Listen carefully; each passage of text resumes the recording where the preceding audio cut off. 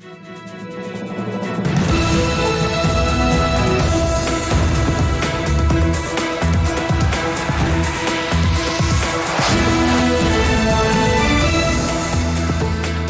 good evening. This is TV7 Israel News broadcast to you from Jerusalem, and in today's top stories. The IDF launched a surprise exercise along its northern front as Jerusalem levels a threat to Beirut. Unidentified aircraft launch an aerial strike against Hezbollah infrastructure located within Syrian military bases in southern Syria. An investigation has been launched into a severe case of corruption in which Qatar allegedly bribed EU lawmakers and officials to further Doha's interest throughout the European continent.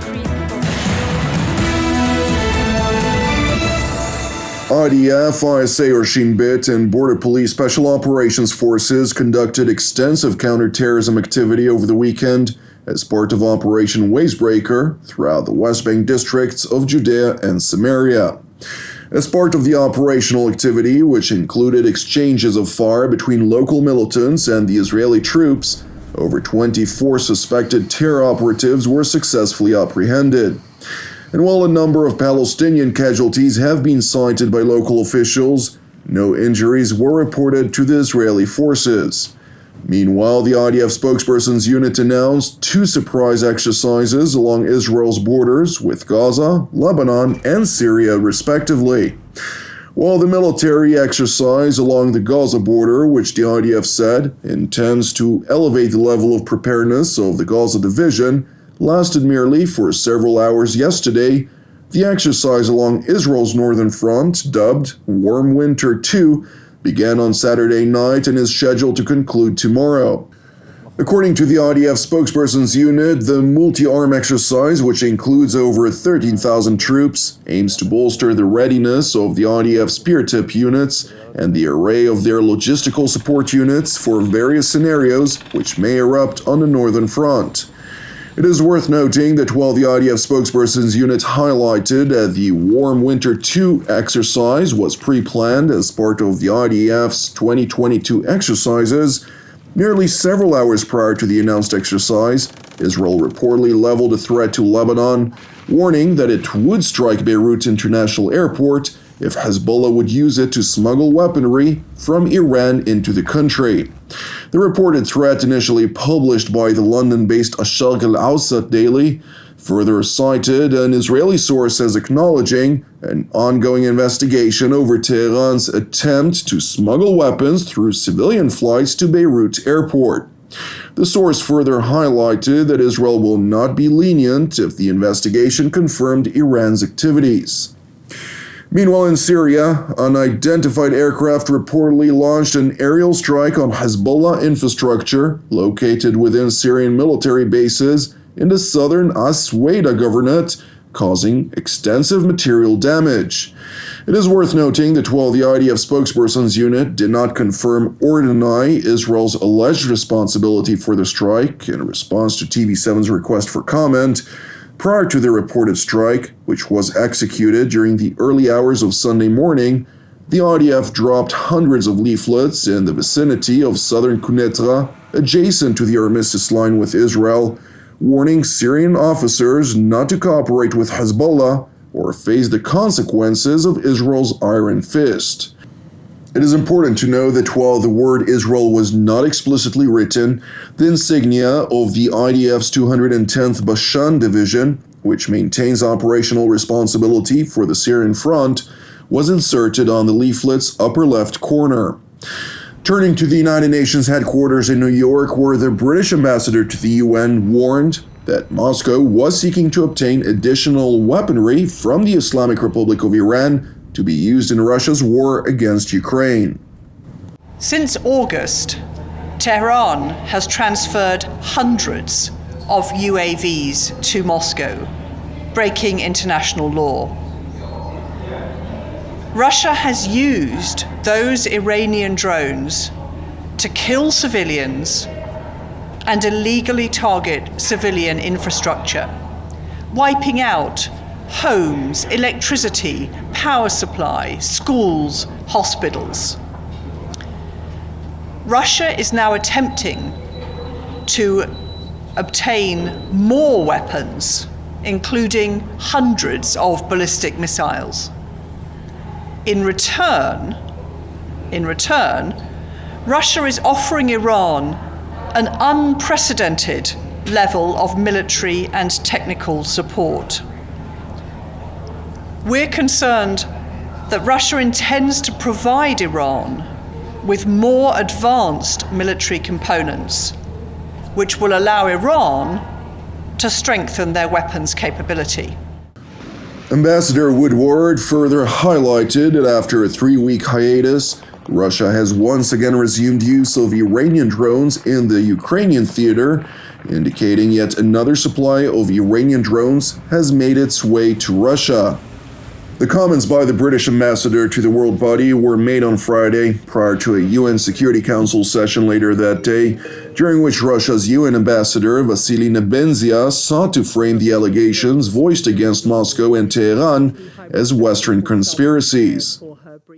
Госпожа председатель, вряд ли нас сегодня обнадежит и выступление наших бывших западных партнеров. Все они предсказуемо будут пытаться сместить акцент, например, на необоснованные утверждения о якобы осуществляемых военных поставках из Ирана в Россию, которые мы уже неоднократно опровергали.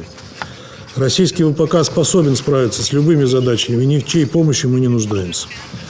А вот украинской военной промышленности практически не существует, и за нее работает ВПК западных государств.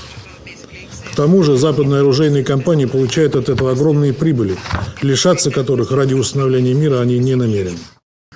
Meanwhile, today, the European Union held a foreign ministerial in Brussels, during which a fresh package of sanctions was once again adopted against Iran.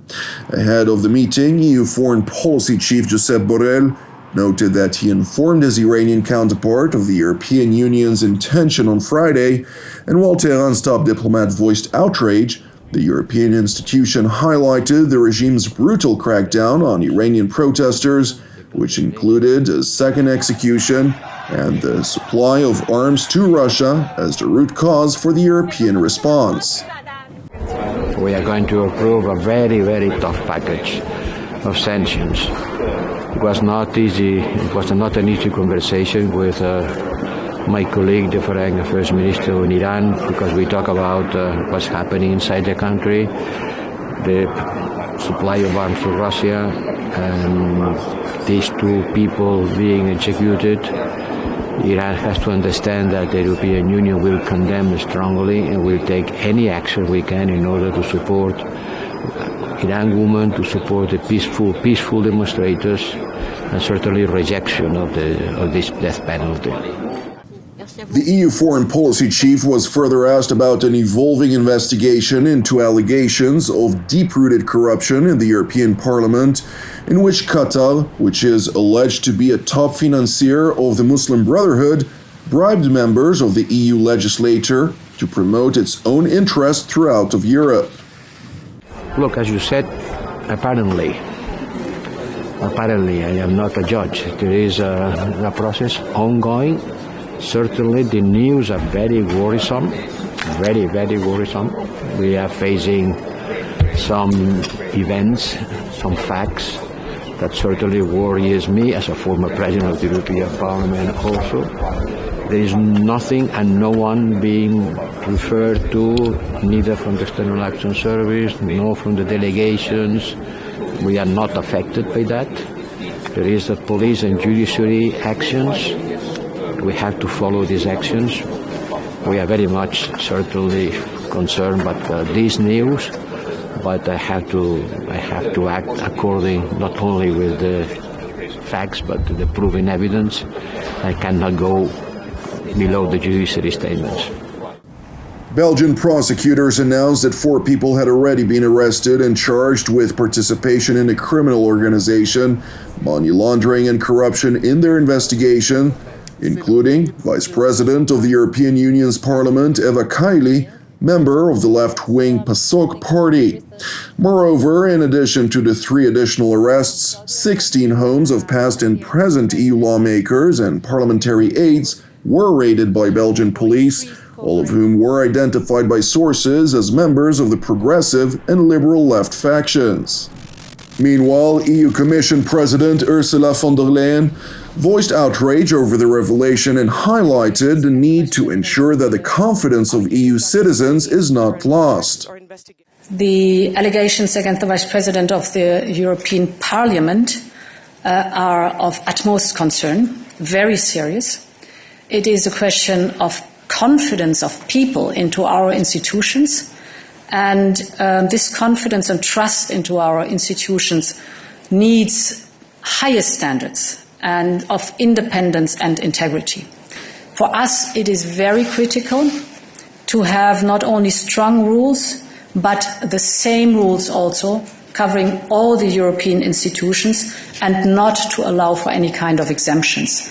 So it's a matter of transparency, it's a matter of very clear rules, and all the European institutions should abide to the same rules that we put in place. In response to the ongoing investigation and legal proceedings vis-à-vis Qatar's bribery of European lawmakers, the Qatari Foreign Ministry released a statement which reads, quote, "The state of Qatar categorically rejects any attempts to associate it with accusations of misconduct.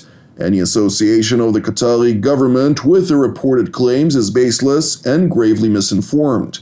The state of Qatar works through institution-to-institution engagement and operates in full compliance with international laws and regulations." Thank you for watching TV7 Israel News. I would like to encourage you, pray for our persecuted brothers and sisters worldwide and for the peace of Jerusalem and salvation of Israel. I'm Jonathan Hassan wishing you a Shavua Mevorach, and God willing, we'll see you again tomorrow at the same time.